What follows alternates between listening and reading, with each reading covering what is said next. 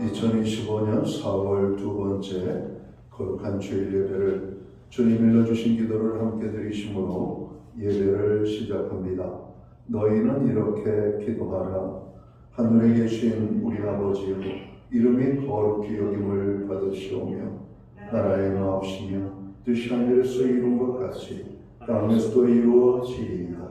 오늘날 우리에게 일용할 양식을 주옵시고 우리가 우리에게 죄 지은 자를 사하여 준 것 같이 우리의 죄를 사하여 주옵시고 우리를 시험에 들게 하지 마옵시며 다만 악에서 구하옵소서. 백의 나라와 권수와 영광이 아버지께 영원히 있사옵나이다. 아멘. 주보에 있는 찬양으로 주님 앞에 나갑니다. 다 와서 찬양에 사랑을 주신 주 찬양에 우리 찬양의 고백으로 아버지 앞에 나갑니다.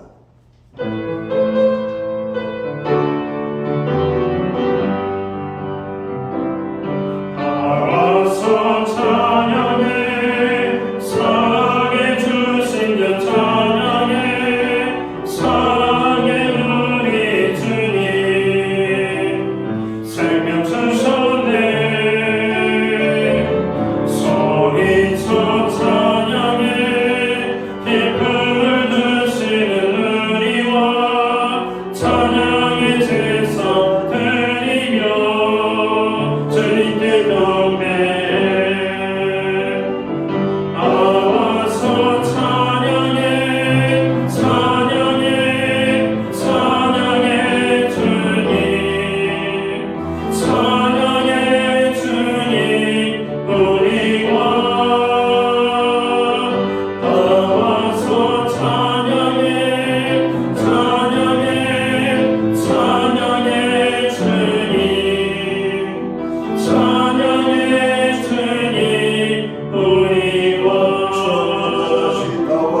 나와서 찬양해 사랑해 주신 주 찬양해 사랑해 우리 주님 생명 주셨네 소리쳐 찬양해 기쁨을 주시는 우리와 찬양의 제사 드리며 주님께 경배 나와서 찬양해 찬양해 찬양해 주님 찬양해 주님 우리와 나와서 찬양해 찬양해 찬양해 주님 찬양해 주님 우리와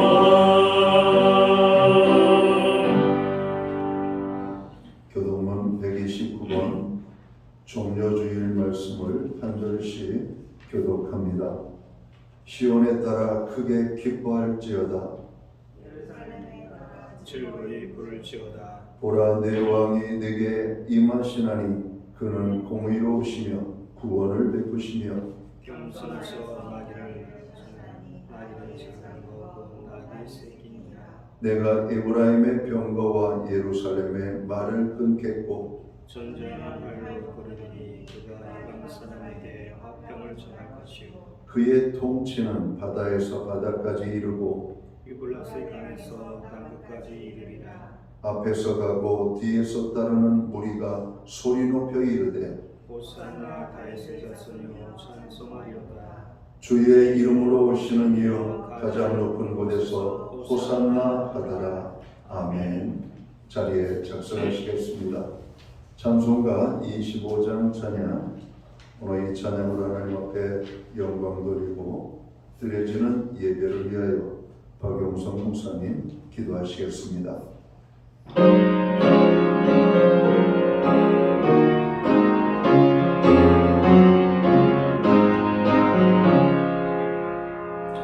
멸류관 하소서 주 앞에 드리세 저 천사 기쁜 노래가 온 땅에 퍼지네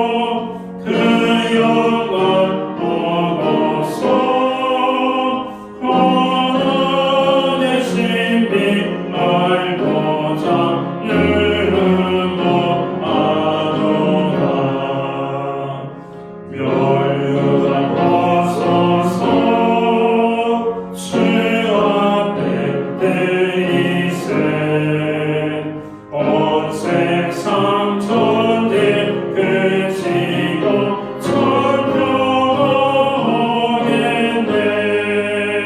그 보좌 앞에서 온 백성 엎드려 그 한량없는 영광을 늘 찬송합니다.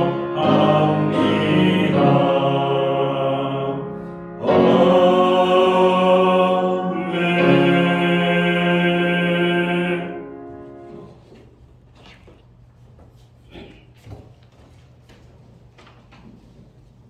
다 함께 찬양드리겠습니다. 다 함께 기도드리겠습니다.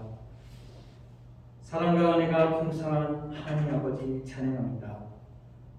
우리를 구원하시기 위해 십자가에서 모든 고통을 감내하신 주님의 그 크신 사랑에 감사드립니다. 오늘 저희는 주님의 고난을 묵상하는 고난 주간을 맞아 겸손한 마음으로 주님 앞에 엎드립니다. 오늘 예배를 통해 십자가를 향해 나아가신 주님의 발걸음 속에서 저희를 향한 무한하신 사랑과 희생을 알게 하옵소서. 하나님 아버지, 주님의 고난과 사랑을 기억할 때마다 저희는 얼마나 연약하고 부족한 존재인지 깨닫습니다. 주님처럼 사랑하지 못하고 주님처럼 희생하지 못했던 저희를 용서하여 주옵소서. 이 시간 주님의 십자가의 사랑을 깊이 묵상하며 주님의 고난에 참여함으로써 저희 안에 있는 탐욕과 이기심과 미움과 분노를 버리고 오직 주님의 사랑으로 충만하게 살게 하옵소서. 하나님 아버지, 저희에게 십자가를 질 수 있는 용기를 주옵소서. 주님처럼 겸손하고 온유한 마음으로 서로를 섬기며 어떠한 고난 속에서도 믿음으로 살 수 있도록 도와주옵소서. 무엇보다 고난 중에 있는 성도들이 십자가에서 이미 주님의 승리하심을 믿고 우리 주 예수 그리스도를 바라며 감사하며 인내하며 담대히 승리하는 성도들 되게 하옵소서. 주님, 열방을 위해 기도합니다. 억압과 압제로 고통받는 민족들에게 주님의 생명의 빛이 비추게 하옵소서. 그래서 어둠과 죄악은 물러가고 자유와 해방이 선포되는 주님의 은혜의 날이 될 수 있도록 하옵소서. 또한 열방을 품고 생명 바쳐 복음을 전파하는 선교사님들과 그의 가정을 지키시고 힘주시고 보호하여 주시기를 간구합니다. 아버지, 이 땅의 죄악을 용서하여 주옵소서. 현재 이 나라가 정치와 인연과 세대와 지역이 분리되어 싸우고 있는 이 땅을 불쌍히 여겨주시고 용서하여 주옵소서. 대선이 시작되는데 새로운 대통령은 분열된 이스라엘을 하나 되게 한 다윗과 같은 사람으로 선출되어 이 땅을 하나 되게 하옵소서. 또한 산불로 인하여 삶의 터전을 잃고 마음 아파하고 절망하고 있는 이재민들에게 주님 위로하시고 힘주시고 회복시켜 주옵소서. 주님, 저희를 복음의 도구로 사용하여 주옵소서. 먼저 착한 행실로 예수님의 향기가 되어 삶으로 전하게 하시고 입술로는 예수님의 죽으시고 부활을 담대히 전할 수 있도록 능력을 더하여 주시옵소서. 주님, 오늘 단위에 하나님의 능력의 말씀을 가지고 단위에 단위 목사님을 세우셨으니 오늘 선포하신 말씀을 통해 오직 천국을 소망하며 십자가에 못 박히시고 승리하신 예수 그리스도를 바라고 나아가 결코 세상을 향해 뒤돌아보지 않고 믿음으로 승리하는 저희들이 되게 하옵소서. 우리 목사님 영육간에 항상 강건케 하시고 십자가의 도를 전하시는데 전혀 부족함 없이 채워주시고 생명 되신 예수 그리스도를도 증거할 수 있도록 힘과 능력을 더해 주시기를 간구합니다. 감사드리며 우리의 죄를 속량하시는 예수 그리스도 이름으로 기도드리옵나이다. 아멘.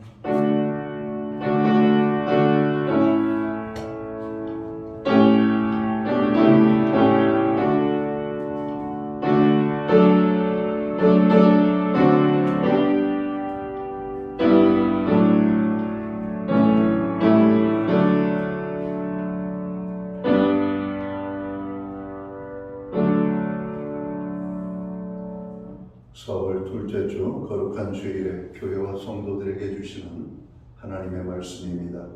함께 보실 주의 말씀은 신약 성경 72면 마가복음 11장 1절 말씀에서 11절까지의 말씀입니다. 찾으신 말씀을 한 절씩 교독하는 방법으로 말씀을 봉독하겠습니다. 제가 먼저 마가복음 11장 1절 말씀을 봉독하겠습니다. 그들이 예루살렘에 가까이 와서 감람산 벳바게와 베다니에 이르렀을 때 예수께서 제자 중 둘을 보내시며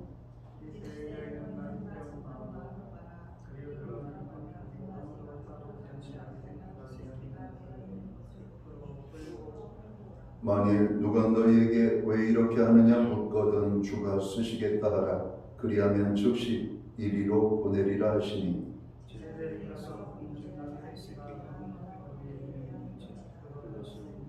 거기 서 있는 사람 중 어떤 이들이 이르되 나귀 새끼를 풀어 무엇하려느냐 하매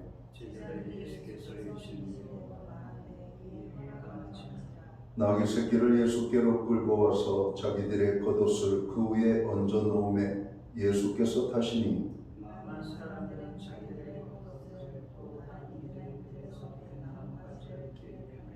앞에서 가고 뒤에서 따르는 자들이 소리 지르되 호산나 찬송하리로다 주의 이름으로 오시는 이여.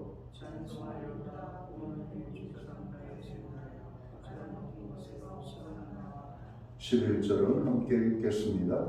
예수께서 예루살렘에 이르러 성전에 들어가사 모든 것을 둘러보시고 때가 이미 저물매 12 제자를 데리시고 베다니에 나가시니라. 아멘. 찬송가 215장 찬양. 오늘 이 찬양 1절과 2절 찬양으로 하나님 앞에 영광 돌리고 드려진 헌물 위하여 봉헌 기도 드리겠습니다.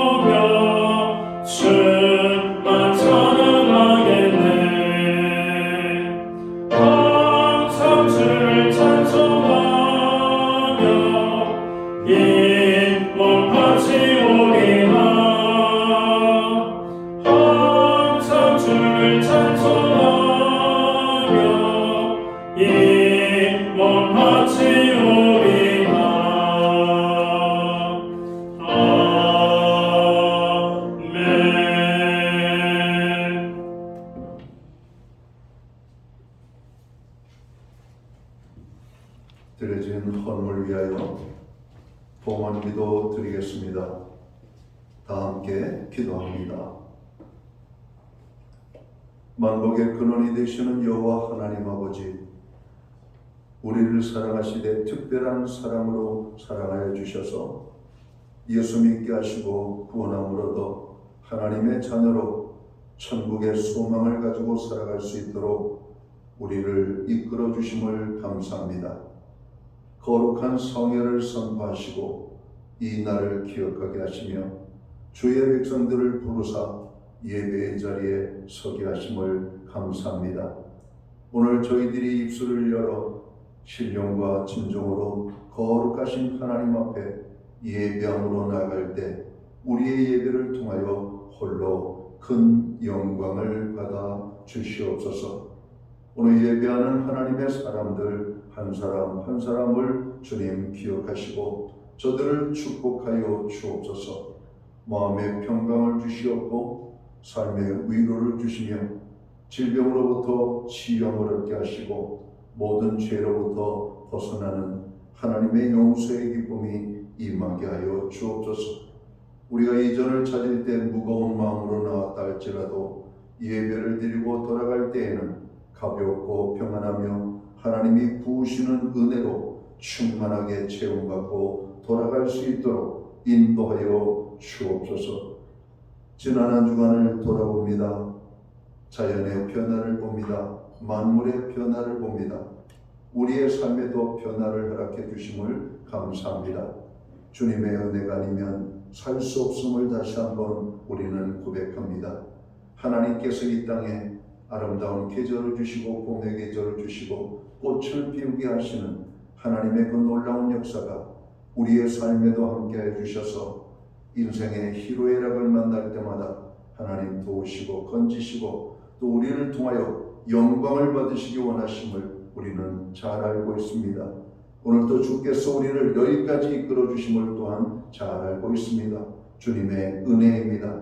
주님의 은혜로 살아왔음을 고백합니다. 그 은혜를 깨닫고 오늘 정성된 헌물로 봉헌의 예물을 올려드립니다. 11조의 예물로 각종 제목의 감사의 예물로 목적성 헌물들과 주일헌금으로 주님 앞에 드려집니다. 하나님 드린 모든 손길들을 기억하시고 저들을 축복하시되 하늘복 내려주시옵소서. 땅의 복으로 풍성케 하여 주옵소서. 영육간의 건강함을 주시고 부르짖어 간구하는 기도에 응답을 주옵소서. 손대는 모든 일에 열매가 있게 하시고 발로 밟는 그 지경을 넓혀 주시옵소서. 가정에는 화목을, 우리의 일터와 기업과 산업의 현장에는 풍성의 축복을, 선물로 주신 자녀들의 삶 속에는 하나님 함께 하심으로 인한 아름다운 간증의 고백이 넘쳐나게 하여 주옵소서. 하나님, 주의 백성들로 하여금 중보기도에 참여하게 하심을 감사합니다. 세계 열방을 위하여, 나라와 민족을 위하여, 교회와 성도들을 위하여, 특별히 아버지 고난 중에 있는 지체들을 위하여, 그리고 우리의 가정과 자녀들을 위하여 간구할 수 있는 은혜를 주시니 감사합니다. 부르짖어 간구하는 모든 기도에 하나님 함께하여 주옵소서.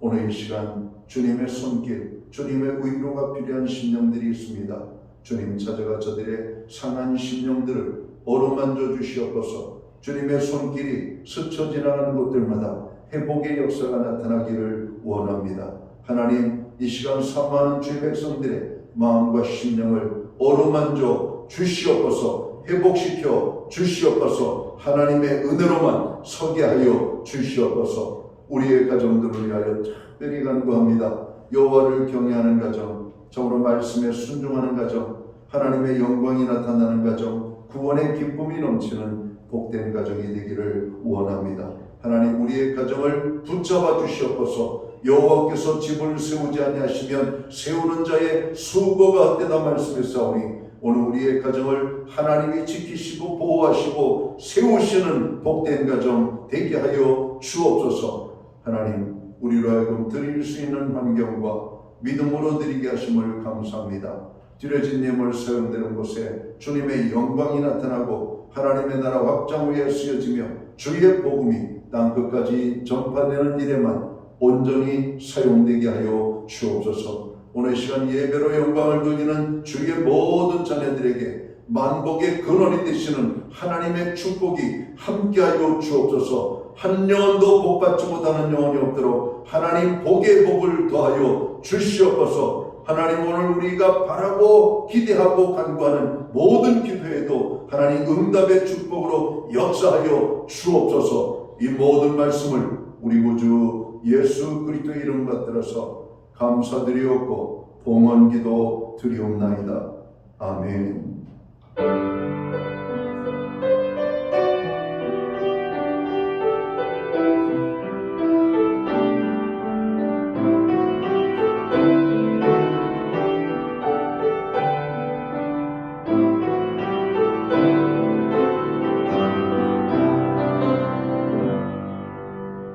저는 시간 교회를 대신해서 예배에 참여하신 모든 교우들을 환영합니다.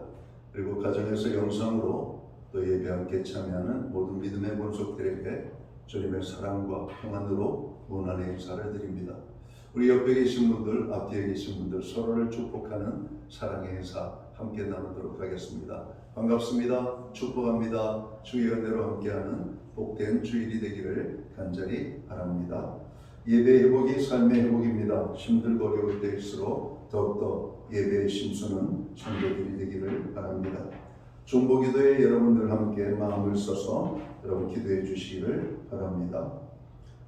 여전히 많은 사람들이 또 개인적인 건강의 문제로 어려움을 당하는 분들이 있습니다. 특별히 요즘 다시 감기, 독감이 유행을 하고 있다고 합니다.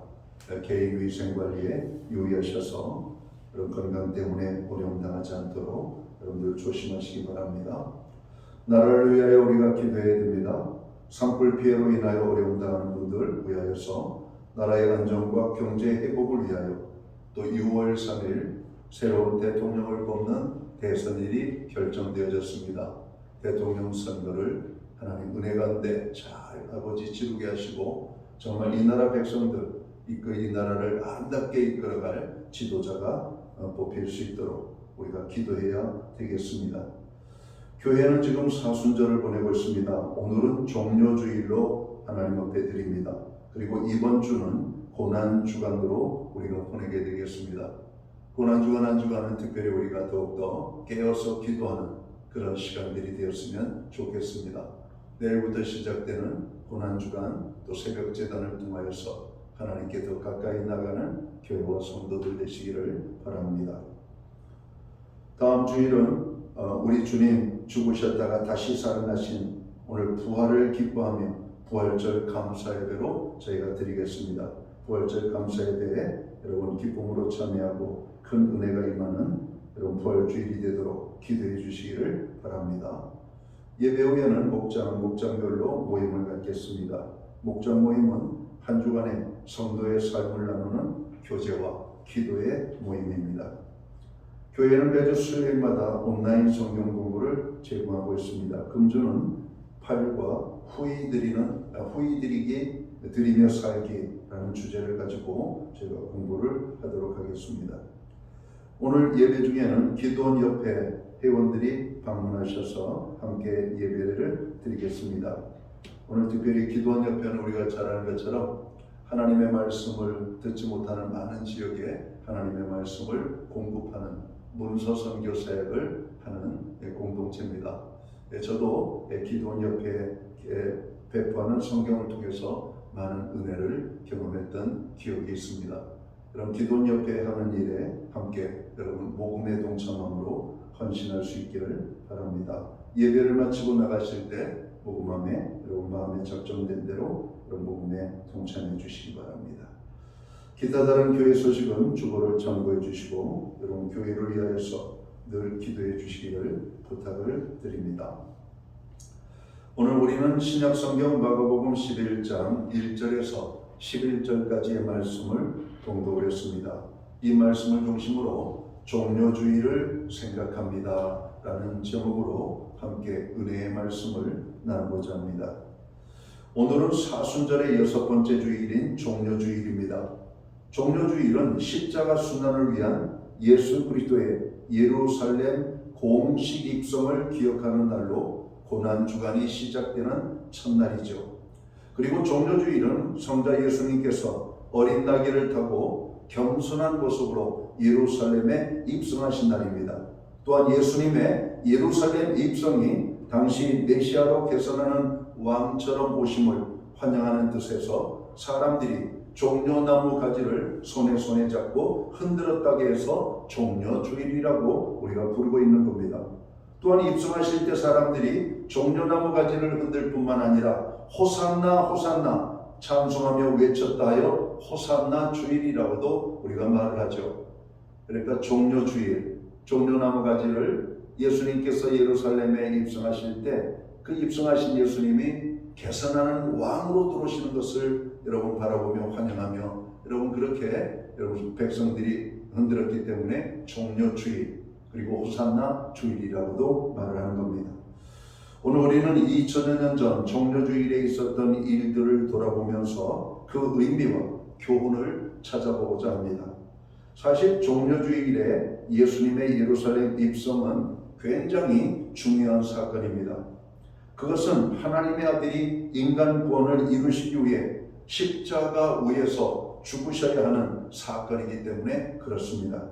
그런데 본문의 내용을 보면 실망스러울 정도로 예수님의 예루살렘 입성이 초라하게 시작되고 있다는 것이죠. 오늘 본문 1절의 말씀을 볼까요? 그리고 1절의 말씀을 보면 이렇게 말씀합니다. 예수님은 제자들과 함께 예루살렘에 가까이에 있는 감람산 근처인 벳바게와 베다니 가까이에 이르렀을 때 제자 둘에게 말씀을 하십니다. 그리고 2절에 보면 너희 맞은편 마을로 가거라. 거기에 들어가서 보면 아직 아무 사람도 탄 적이 없는 새끼나귀 한 마리가 매어 있을 것이니 그것을 풀어서 끌고 오너라 말씀하십니다. 그리고 3절에 보면 누가 너희에게 왜 이리 하느냐 하고 물으면 주께서 쓰시려고 하십니다. 다 쓰시고 나면 지체 없이 이리로 다시 돌려보낼 것입니다 하고 말하라고 말씀합니다. 제자 둘은 가서 새끼나귀가 바깥 길 쪽에 나 있는 문에 매여 있는 것을 보고 그것을 풀었습니다. 그때 거기서 서 있는 사람들 가운데 몇 사람이 제자들에게 묻지요. 새끼나귀를 풀어다가 어디에 쓰시려 합니까? 그때 제자들은 예수님께서 일러주신 대로 말을 합니다. 그러자 그들이 허락을 하죠. 제자들이 새끼나귀를 예수님께 끌고 와서 자기들의 겉옷을 그 등에 걸쳐 놓으니 예수님께서 그 위에 타시고 십자가를 지시기 위해 예루살렘으로 입성하십니다. 여기서 우리에게 주시는 교훈이 있습니다. 첫 번째 교훈을 찾는다면 제자들의 순종의 모습이라는 것이죠.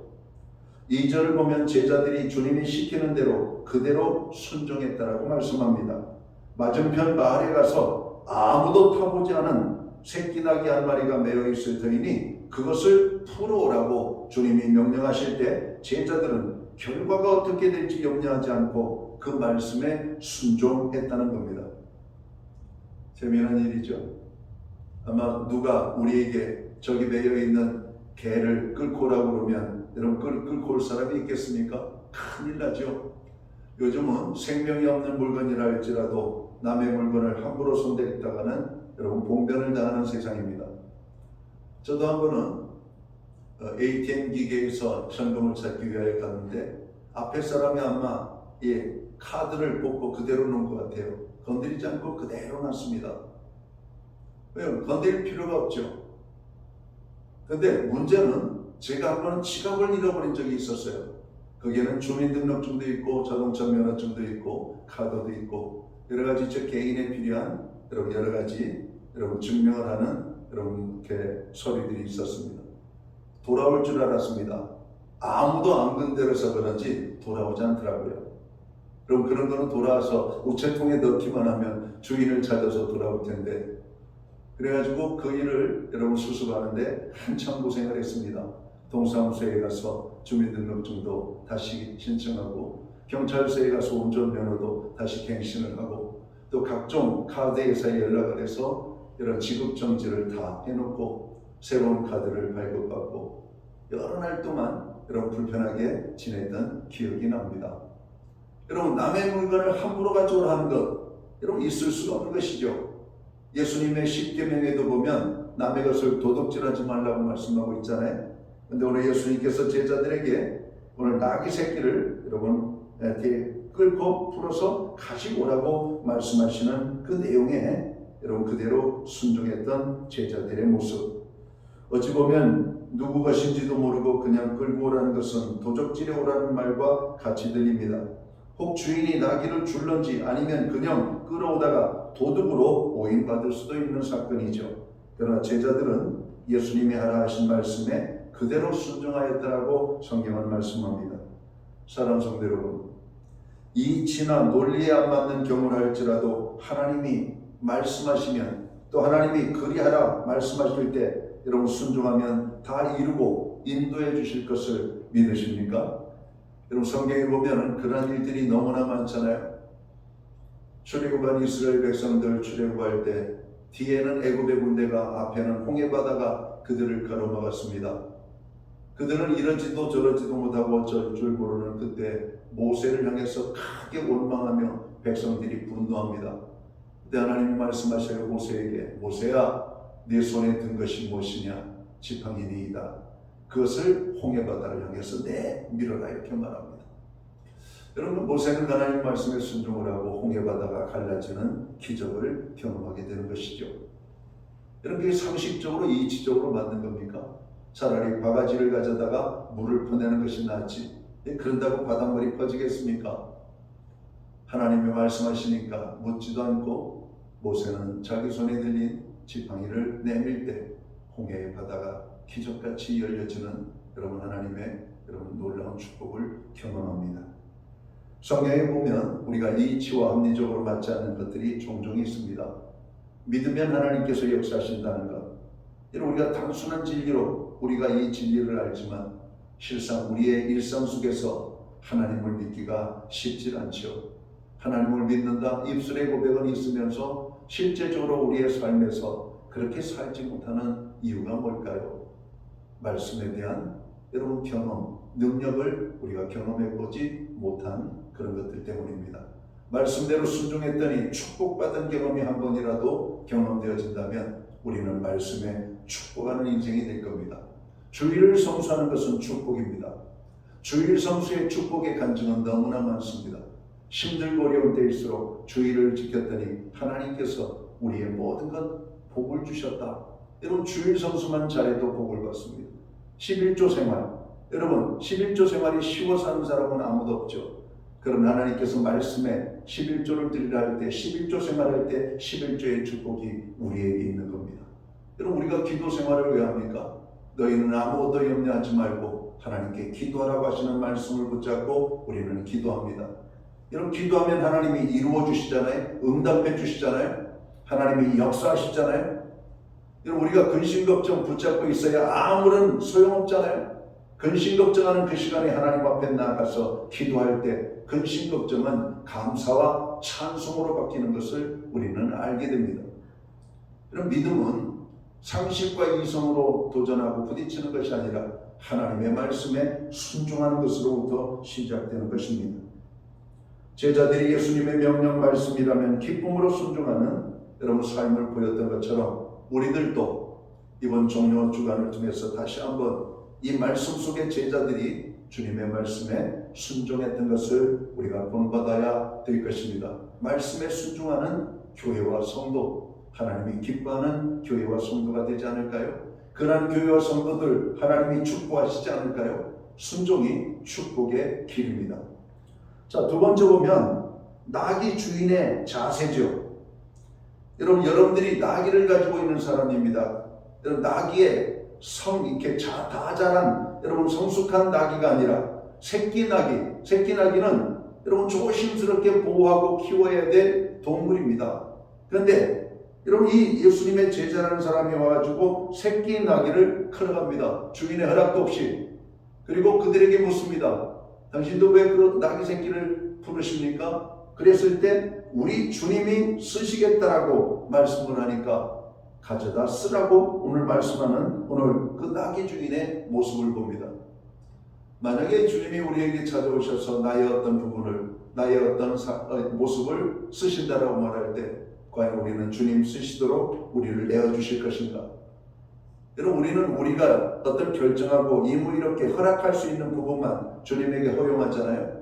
오늘도 예배 시간 1시간 딸랑 주님 앞에 내가 허락할 수 있는 시간만 드리잖아요. 주님이 원하시는 시간을 드리는 것이 아니라 우리는 헌금을 해도 내가 할 수 있는, 내가 마음에 작정한 그 부분을 하시지 주님이 우리에게 원하시는 만큼을 하시지 않잖아요. 우리가 기도를 할 때도 내가 하고 싶으면 하고 하기 싫으면 안 하고 하고 싶은 기도도 여러분 많이 있지만 짤막하게 하는 이런 모습들. 그러나 성경에 보면 응답이 있을 때까지 기도했던 엘리야의 기도의 모습을 봅니다. 한 번 기도하고 또 기도하고 또 기도하고 7번 기도하고 하나님의 응답이 이루어지는 그 놀라운 축복들을 경험합니다. 우리의 기도와 엘리야의 기도는 차이가 뭘까요? 엘리야의 기도는 응답될 때까지 기도했다는 거예요. 우리의 기도는 이례적인 기도입니다. 생각나면 하는 기도, 그때만 하는 기도, 정말로 내 마음이 불안할 때만 하는 기도, 문제만 있을 때만 엎드리는 기도, 그리고 잊어버려요. 우리는 하나님의 나라를 위하여서 기도해야 되고, 교회를 위해서 기도해야 되고, 고난당하는 자들을 위하여 계속해서 기도해야 됩니다. 그들의 정으로 새로운 삶의 이런 변화들을 위하여. 오늘 나귀 주인의 모습은 주님이 쓰시겠다 하면 나귀 새끼든 무엇이든 주님을 향하여 내어드릴 수 있는 믿음의 사람이었다는 것이죠. 이 나귀 주인은 하나님을 사랑하는 사람이었습니다. 그의 믿음은 주님으로부터 인정받는 사람이었음을 우리는 보게 됩니다. 하나님의 뜻이라면 믿음으로 아멘으로 순종으로 받아들이는 바로 이 사람이 오늘 나귀 주인의 모습입니다. 바로 우리들이 이러한 모습을 본받아야 되지 않을까 생각합니다. 주님이 주님의 일을 위하여 나를 들어 쓰시겠다 하실 때 하나님의 섭리와 뜻으로 받아들이며 기꺼이 순종하는 성도들이 될 수 있게 되기를 주님의 이름으로 축원합니다. 마태복음 21장 7절 말씀을 보면 나귀와 나귀 새끼를 끌고 와서 그 나귀 주인은 이렇게 새끼만 드린 것이 아니라 어미 나귀와 새끼 나귀까지도 함께 드렸다라고 오늘 이 마태복음은 다른 부분으로 여러분 설명을 합니다. 어미 새끼 두 마리, 어미와 새끼 두 마리 이상 끌고 왔다는 얘기죠. 여러분 2000년 전 나귀를 가지고 있다는 것은 큰 부자입니다. 여러분 우리 과거의 삶을 보잖아요. 옛날에 집에 소 한 마리 가지고 있으면 부자입니다. 소 한 마리 있다는 거. 대부분의 사람들은 소 한 마리 키울 능력이 안 되죠. 여러분 소라고 하는 것은 그 집에 여러 가지 재산을 형성하는 데 아주 중요한 여러분 도구였습니다. 밭을 갈고 논을 갈고 그리고 그 소로 일을 하여서 여러분 품삯을 받음으로 인하여서 경제적인 활동을 할 수 있는 이런 것들입니다. 예수님 당시도 나귀는 아주 중요한 재산 목록 1호였던 겁니다. 바로 그것을 주님 앞에 드렸다는 것이죠. 주님이 쓰시겠다라고 하니까 기꺼이 새끼와 어미를 함께 오늘 마태복음은 드렸다 이렇게 말합니다. 오늘 하나님께서 우리의 시간을 좀, 우리의 인생을, 우리의 모든 환경, 우리가 가지고 있는 재능, 시간, 물질 여러분 쓰시겠다 하면 영광 아닙니까? 축복 아닙니까? 여러분 하나님 앞에 우리의 재능과 여러 가지 많은 것들을 주님 앞에 드릴 수 있다면 얼마나 여러분 귀한 삶을 우리가 살겠습니까? 드릴 때에도 오늘 이 나귀의 주인처럼 우리가 드릴 수 있는 마음이 있어야 됩니다. 하나님은 우리가 드리는 행위 자체를 보는 것이 아니라 행위 이전에 그 마음의 동기를 보시는 하나님. 그래서 여호와 하나님은 사람을 외모로 보시지 아니하고 그 중심을 보시는 하나님이시라고 말씀합니다. 하나님께서 우리로 하여금 필요로 하는 것, 여러분 우리를 축복하시기 위하여 우리를 쓰시겠다라고 하는 말씀입니다. 하나님께서 우리가 다니면 하실 일이 여러분 하실 일을 못 하시기 때문에 필요한 것이 아니죠. 우리의 것을 쓰심으로 우리가 복받는 인생이 되도록 하기 위한 것입니다. 아브라함을 부르실 때 아브라함은 하나님의 말씀에 순종합니다. 하나님께서는 아브라함에게 복의 근원이 되는 축복을 주셨습니다. 이삭이 하나님의 말씀에 순종합니다. 그에게는 평안한 삶을 주셨습니다. 요셉이 하나님의 말씀에 순종합니다. 하나님은 그에게 형통한 인생을 허락해 주셨습니다. 마리아에게 주님이 여러분 찾아가셨잖아요. 그리고 마리아의 인생을 하나님이 쓰시겠다라고 말할 때 마리아는 자기의 삶을 주님 앞에 드렸습니다. 그래서 처녀의 몸으로 아기 예수님을 잉태하는 축복을 경험하게 되고 예수님의 어머니가 되는, 그래서 이 땅에 어떤 여인도 보다도 복 있는 여인이라고 하는 여러분 축복을 여러분 누리게 되었던 것이죠. 여러분 그 몸을 하나님이 쓰시겠다라고 말하는 겁니다. 잉태의 도구로 쓰시겠다라고 하시는 말씀에 순종했던 마리아. 여러분 하나님께서 오늘 우리 집을 쓰시겠다는 말을 말할 수도 있죠. 여러분 우리의 어떤 작은 재능이나 어떤 것들을 쓰시고자 원하실 때도 있죠. 기꺼이 그런 것들을 주님 앞에 드릴 수 있는 바로 이러한 여러분 삶이 우리에게 있어야 되겠다는 겁니다. 그것은 우리를 힘들게 하는 것이 아니에요. 갈등하게 만드는 게 아닙니다. 우리를 축복하시기 위한 것임을 여러분 잘 깨달아야 될 겁니다. 하나님이 우리를 쓰신다는 것 자체가 얼마나 귀한 것인지 모르기 때문에 그렇습니다. 오늘 우리가 이 시간에 예배를 드리는 것도 하나님 앞에 우리의 시간을 드리는 것이죠. 우리의 몸이 와서 하나님 얼마나 기뻐하실까요? 여러분, 하나님 앞에 드리는 예배는 누가 대신해 줄 수 있는 게 아니잖아요. 오늘 우리가 어떤 형편과 환경 속에 있든지 예배를 삼아하며 예배의 자리를 찾아 나올 때 하나님 우리를 아시는 것이죠. 오늘 그 삼하는 자들에게 하나님은 풍성한 은혜를 부어 주시는 것입니다. 자, 오늘 또 다른 사람들의 반응을 봅니다. 예루살렘에 있는 많은 거민들의 여러분 반응입니다.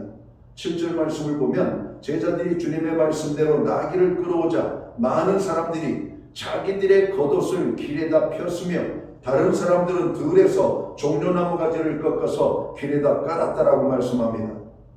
여러분, 이러한 행위는 예수님께 대한 지극한 존경과 헌신을 뜻하는 표현입니다. 본문에서 중요한 사실은 제자들이 순종하여 나귀를 끌어왔고 다음에 자신들이 먼저 겉옷을 벗어 깔 때 무리들도 감동을 받아 자기들의 겉옷을 벗어 길에다 깔았다는 겁니다. 제자들이 옷을 벗어 예수님의 나귀에 깔아드렸더니 무리들도 그렇게 헌신적으로 따라서 행했던 것입니다. 그것으로 끝나지 않죠. 다음에는 어떤 일이 일어납니까? 9절에 보면 호산나 호산나 찬양합니다. 앞에 가는 사람들과 뒤따르는 사람들이 외칩니다. 호산나 주의 이름으로 오시는 이여 찬송하리로다. 우리 조상 다윗의 나라여 가장 높은 곳에서 호산나 찬양합니다. 이런 역사가 어찌 일어납니까? 어디서 이런 감동의 물결이 일어났을까요? 주님이 쓰시겠다는 말씀에 제자들이 나귀 주인이 순종할 때, 그리고 제자들이 순종할 때 일어났다는 것이죠. 교회는 이렇게 되어야만 합니다. 우리가 이렇게 쓰여져야 되는 겁니다. 찬양과 감사가 어우러진 모습, 그리고 참으로 이 감동적인 모습들이 교회 안에서 나타나야 된다는 것이죠. 우리들의 삶에도 주님 섬기는 믿음과 열정이 회복될 수 있게 되기를 주님의 이름으로 축원합니다. 다시 우리들의 생애가 주님을 위하여 쓰임받는 삶이 되도록, 여러분, 그렇게 회복되도록 힘써야 될 것입니다. 예수님께서 예루살렘에 입성하실 때 나귀 새끼를 타고 들어가십니다. 주님이 나귀 새끼를 타시고 입성하시면 바로 겸손과 평화의 왕으로 오셨다는 것을 보여주는 것이죠. 주님의 온유하심을 상징적으로 그대로 보여주십니다. 하나님과 죄인된 인간, 그리고 인간과 인간 사이에 영원한 평화를 위해, 그리고 말씀의 성취를 위해 겸손하게 나귀 새끼를 타고 예수님께서 입성하신 것입니다. 구약 성경 스가랴 9장 9절에 보면 도성 시온아 크게 기뻐하여라. 도성 예루살렘아 환성을 울려라.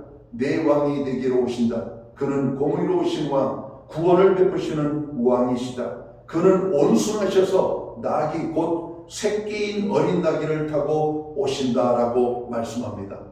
바로 이 구약 성경 스가랴 9장 9절의 말씀의 성취가 바로 예수님께서 어린 나귀 새끼를 타고 예루살렘에 입성하는 모습이었던 겁니다. 우리가 왜 나귀의 큰 성인 나귀를 타고 오면 더 좋으셨을 텐데 왜 새끼 나귀였을까 하는 의문점에 대한 여러분 답이 여기에 나와 있는 거예요. 그는 겸손하셔서 겸손의 모습을 보여주신 것이고, 스가랴 선지자가 말한 예언의 성취적인 부분으로 나귀 새끼를 타고 예루살렘에 입성하셨다는 겁니다. 여러분, 이런 사건이 우리에게 왜 중요하게 여겨지는가? 메시아로서의 하나님이 상징적인 몇 가지 포인트를 우리에게 주셨다는 겁니다. 그 몇 가지 상징적인 포인트가 뭡니까? 천의 몸에서 잉태될 것이고, 십자가의 고난을 받고 죽으실 것이고, 죽으셨다가 3일 만에 부활하셔 다시 살아나실 것이고, 그 주님은 다시 승천하셨다가 때가 되면 우리에게 여러분 재림의 주님으로 오실 것이라는 것. 여러분, 이런 사건들은 상징적으로 우리에게 중요한 의미가 있는 겁니다. 우리가 왜 이 사순절을 지킵니까? 주님이 십자가에 달려 죽으신 사실이 역사적인 사실일 뿐만 아니라 바로 우리들을 위한 사건이기 때문에 이 날을 기리고 기억하는 겁니다. 주님이 사순절 십자가의 고난과 죽으심을 입지 않았다면 우리의 제사함과 구원은 요원한 일입니다. 우리를 구원하기 위하여 하나님께서는 구약의 선지자들을 통해서 예언하셨고 그 예언대로 예수님께서 이 땅에 보냄을 받으십니다. 단순히 예수님께서 임의대로 그렇게 산 것이 아니에요. 주님이 오늘 아버지의 말씀대로 그렇게 따르셨다라고 말씀합니다. 고린도전서 15장을 읽어보면 우리가 많은 의문을 가지고 있던 것들이 해결됩니다. 예수님께서 성경대로 예수님이 어떤 일들을 행하실 때에는 임의롭게 하신 것이 아니라 성경의 말씀을 성취하시기 위한 일로 행하셨음을 말씀하는 겁니다. 오늘 기독교의 모든 언약은 다 이루어졌습니다. 유일하게 딱 남아있는 하나의 사건이 있다면 예수님의 재림이십니다. 실은 이 예수님의 재림은 모든 기독교인들이 사모하고 기다려야 될 일이지만 한편으로는 이 사모함이 여러분 좀 늦어졌으면 하는 마음도 있습니다. 왜? 다만 한 사람이라도 더 복음이 증거되고 다만 한 사람이라도 더 구원받을 수 있는 시간적 여유를 벌기 때문에 그런 것입니다. 오늘 예수님이 오시면 우리야 좋죠. 그러나 주님을 만나야 될 여러분 많은 사람들이 구원의 기회를 잃어버리고 살고 있지 않겠습니까? 우리가 버스를 기다리다 보면 딱 제 시간에 와서 버스를 타면 기분이 참 좋습니다. 근데 대부분 그런 경우는 그렇게 많지 않죠. 조금씩 기다려야 됩니다. 3분을 기다리든 5분을 기다리든. 근데 이런 경우가 있어요. 버스 시간을 정확하게 맞춰서 왔는데 오는 시간에 왔던 버스가 사람들을 태우고 떠나가는 겁니다. 그때의 그 아쉬움은 이루만할 수가 없는 것이죠. 바로 그런 것입니다. 주님의 재림의 때는 우리가 알수 못합니다. 언제 오실지. 그러나 우리가 분명한 것은 주님이 다시 오신다는 겁니다. 이게 하나님의 오늘 우리에게 남아있는 마지막 약속이죠. 교회는 오늘 또 주님의 재림을 기다리며 준비하며 여러분 살아가는 공동체입니다. 우리의 신앙생활의 삶의 자리는 바로 그런 자리입니다. 우리는 언제든지 주님이 우리를 부르시면 갈 준비를 하고 이 땅에서 있는 시간 하나님을 알지 못하는 자들에게 주의 복음을 증거하며 살아가는 것, 그게 가장 의미가 있는 것이 아닐까 생각해요. 여러분 가정의 구원을 위하여 늘 힘쓰십시오. 믿지 않는 아내, 믿지 않는 남편, 믿지 않는 자녀들 하나님의 복음으로 여러분 그들을 구원해내셔야 됩니다. 엄마가 잘 믿는다고 자녀가 구원받지 않습니다. 남편이 잘 믿는다고 아내까지 구원받지 않습니다. 세상에 마트에 가면은 1+1이 있더라고요. 여러분 하나님 나라는 절대적으로 그런 게 없습니다. 오직 개인의 구원입니다. 내가 죄인임을 깨닫고 예수님을 개인의 구주와 주님으로 믿고 영접할 때 여러분 우리가 죄사함을 얻고 구원함을 얻는 것이죠. 여러분 이러한 축복들이 우리에게 있어야 돼요. 그래서 자녀들이 공부를 잘하고 세상적으로 성공하는 것도 중요하지만 오늘 예수님을 만나고 예수님 안에 사는 것은 더 중요합니다. 예수님 안에 사는 자들을 주님이 그 인생을 책임져 주시잖아요. 하나님을 만나면 하나님의 놀라운 은혜를 경험하잖아요. 그러니까 우리는 예수님을 증거해야 돼요. 그리고 하나님께서는 우리에게 그런 축복을 주시기 위하여 아들 예수이신 예수님을 우리에게 보내주시기 위하여 바로 이 세상에 여러분 주님을 보내셨던 겁니다. 자, 예수님이 예루살렘에 입성하신 이유가 뭡니까? 새끼나귀를 타시고 겸손히 평화의 왕으로 예루살렘에 입성하심은 폼잡고 자랑하기 위한 것이 아니죠. 십자가를 지시기 위함이었음을 성경은 말합니다. 우리들이 인생을 방황하지 않고 바르게 의미 있게 살려면 주님이 지신 십자가를 통해 우리는 두 가지를 볼 수 있어야만 합니다. 하나는 십자가에서 죄인된 나를 발견해야만 되는 겁니다. 여러분 십자가에서 단지 예수님이 못 박혀 죽으신 것만 보인다면 안 돼요. 예수님이 못 박혀 죽으신 그 십자가에 내가 달려 죽어 있어야 되는 모습을 볼 수 있어야 됩니다. 예수님은 예수님 자신의 죄 때문에 죽으신 게 아니에요. 죄 없으신 분으로서 죄 있는 우리들의 죄를 감당하기 위하여 십자가를 지셨다는 것을 우리가 확실하게 알아야 됩니다. 그래서 우리가 십자가에 달린 예수님을 보면서 거기에서 우리의 모습을 함께 찾아야 되는 겁니다. 죄인된 나를 발견해야 된다는 겁니다. 사람이 자기 자신을 가장 잘 이해할 수 있는 것은 바로 이 십자가예요. 로마서 5장 6절에서 9절까지를 보면 우리가 아직 연약할 때 기약대로 그리스도께서 경건치 않은 자를 위하여 죽으셨도다. 의인을 위하여 죽는 자가 쉽지 않고 선인을 위하여 용감히 죽는 자가 혹 있거니와 우리가 아직 죄인되었을 때 그리스도께서 우리를 위하여 죽으심으로 하나님께서 우리에게 대한 자기의 사랑을 확증하셨느니라. 그러면 이제 우리가 그 피를 인하여 의롭다 하심을 얻었은즉 더욱 그로 말미암아 진노하심에서 구원을 얻을 것이니 말씀합니다. 십자가에 달리신 주님을 바라볼 때 우리가 죄인임을 정확하게 알게 됩니다. 죄인이 져야 할 것이 바로 십자가 형틀인 겁니다.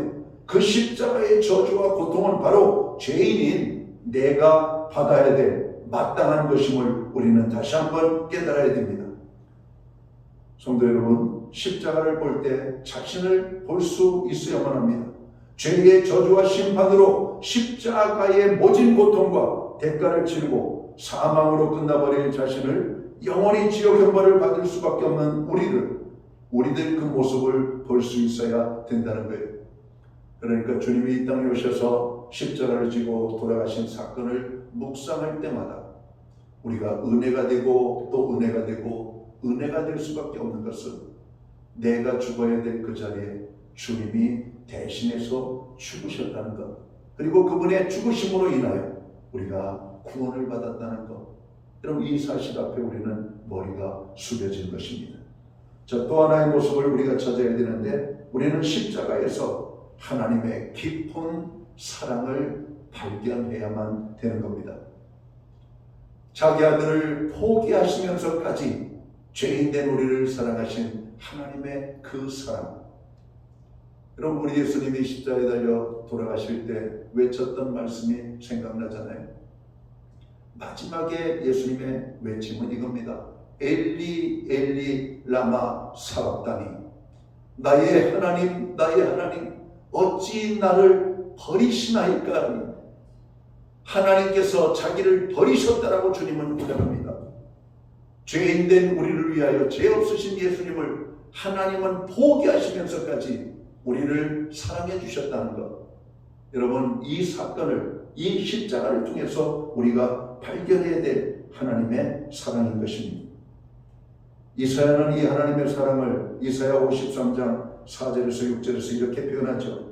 그는 실로 우리의 질고를 지고 우리의 슬픔을 당하였거늘 우리는 생각하기를 그는 징벌을 받아서 하나님에게 맞으며 고난을 당한다 하였노라. 그가 찔림은 우리의 허물을 인하며 그가 상함은 우리의 죄악을 인함이라. 그가 징계를 받음으로 우리가 평화를 누리고 그가 채찍에 맞음으로 우리가 나음을 입었도다. 우리는 다 양 같아서 그릇 행하여 각기 제 길로 갔거늘 여호와께서는 우리 무리의 죄악을 그에게 담당시키셨도다. 여러분, 우리의 모든 죄악의 짐을 예수님이 짊어지셨다고 말씀합니다. 우리가 주님의 이름을 부르며 기도합니다. 우리가 주님의 이름을 부르며 기도할 때 하나님은 그 기도를 받으신다라고 말씀합니다. 왜? 아들을 통해서 우리를 구원해 주셨잖아요. 아들의 이름으로 기도할 때 우리의 부르짖음에 하나님이 역사하시는 겁니다. 우리가 모든 기도에 예수님의 이름으로 기도합니다. 공연히 붙이는 게 아닙니다. 하나님의 약속이 있는 겁니다. 너희가 무엇이든지 오늘 내 아들 예수의 이름으로 구하면 내가 시행할 것이라고 말씀하신 겁니다. 예수님의 이름. 그래서 우리가 타종교의 기도는 잘못된 기도라고 말하는 게 왜? 만왕의 왕이시여 만복의 복이신 하나님께서는 어떤 기도를 받으시는가? 예수님의 이름으로 드리는 기도. 근데 예수님의 이름으로 드리는 모든 기도를 받으실까? 아니요. 구원받아 하나님의 자녀가 된 거룩한 주의 백성들이 예수님의 이름으로 구할 때 하나님은 그 기도를 들으신다는 겁니다. 우리에게 주신 특권이 뭡니까? 기도의 특권 아닙니까? 하나님 앞에 나아갈 수 있는 특권, 하나님 앞에 구할 수 있는 특권, 이것이 오늘 예수 믿고 구원함을 얻은 우리에게 주신 특권 중의 특권이란 말이에요. 자, 예배가 뭡니까? 하나님께로 나아가는 것이죠.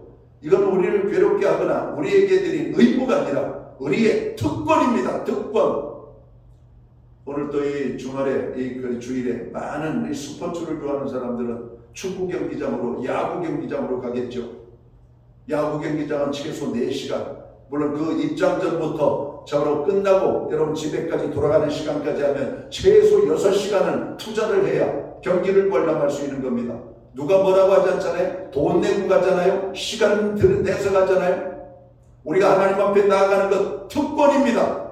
야구장에 가는 것은 여러분 그들의 특권일 수도 있어요. 사모하는 자들에게 의무는 아니죠. 여러분 하나님 앞에 나아가는 것은 의무이면서 우리는 특권입니다. 이 의무를 잘 감당할 때 하나님의 특권의 축복이 우리에게 주어지는 거예요. 우리 하나님께서 말씀하시는 모든 것은 우리에게 먼저 선택권을 주시는 하나님의 특권입니다. 누가 먼저 순종할래? 누가 먼저 헌신할래? 누가 먼저 주님의 말씀에 따를래? 하시는 겁니다. 오늘 이 세상에 많고 많은 사람들 가운데 순종하도록 부름을 받은 하나님의 자녀들은 주님의 말씀에 집중하고 주님의 말씀에 순종하는 삶을 살아야 됩니다. 여러분 우리가 종교주의를 통해서 다시 하나 또 배울 것이 있다면 예수님이 하나님의 말씀대로 순종하신 사실을 우리에게 보여주고 있다는 겁니다. 자기의 영광을 위해서가 아니라 하나님의 영광을 위하여 기꺼이 십자가를 지시는 고난의 길을 순종하기로 작정하신 주님. 겟세마네 기도가 그 아닙니까? 아버지여, 할 수만 있으면 이 잔을 나에게서 옮겨 주시옵소서. 그러나 나의 원대로 마옵시고 아버지의 원대로 이루어지기를 원하나이다. 여러분 우리도 그렇습니다. 순종이 쉬운 것은 아닙니다. 하나님 순종할 수 있는 믿음을 주세요. 순종할 수 있는 은혜를 주세요. 나의 생각과 주장이 아니라 하나님의 뜻에 복종할 수 있는 마음을 주세요. 이렇게 고백하는 기간이 바로 이 종료주의를 통해서 우리가 바라봐야 될 십자가에 달리신 주님을 생각하는 고난 주간입니다. 주님이 십자가에 달려 고난을 받으실 때 얼마나 아프셨을까요? 힘드셨을까요? 그러나 주님의 말씀에 순종하기 위하여 그 고난과 그 길을 묵묵히 가셨음을 봐야만 합니다. 이 한 주간 그렇게 주님과 동행하는 가운데 주께서 주시는 큰 위로와 평안과 축복이 함께하는 복된 한 주간이 되시기를 주의 이름으로 축원합니다. 기도합니다. 하나님 아버지 고맙습니다. 오늘 우리가 종료주의를 생각합니다. 다시 한번 십자가의 은혜를 생각합니다. 말씀에 순종했던 제자들, 그 제자들을 따르며 자기의 겉옷을 펼치며 종려나무 가지를 손에 붙잡고 호산나 호산나를 외쳤던 무리들처럼 오늘 주님의 말씀에 순종하며 믿음으로 나가는 저희들 되게 하여 주옵소서. 고난의 주의를 경험한 사람들이 부활의 기쁨을 경험하게 됩니다. 주의 말씀에 순종하는 교회와 성도들 되게 하여 주옵소서. 예수님께 하신 이름으로 기도하옵나이다. 아멘.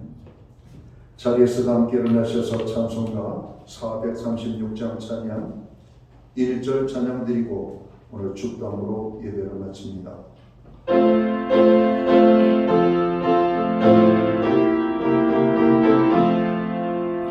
나의 새 주님의 새 생명 얻으러 옛 것은 지나고 새 삶이 일어나 그 생명 내 맘에 강같이 흐르고 그 사랑 내게서 해같이 빛난다. 영생을 누리며 주 안에 살리라. 오늘도 내일도 주 함께 살리라. 기도드리겠습니다. 이제는 교회의 머리가 되시는 우리 구주 예수 그리스도의 크신 은혜와 하나님 아버지의 무한하신 사랑하심과 성령님의 감화 감동 교통하시며 늘 함께하여 주시는 이 역사가 오늘 종료주의를 맞이하여 거룩한 예배로 영광을 돌리고 돌아가는 사랑하는 모든 성도들 머리 위에 그리고 저들의 가정 위에 세우신 교회 가운데 이제로부터 영원토록 함께하여 주시옵기를 예수님의 이름으로 간절히 축원하옵나이다. 아멘.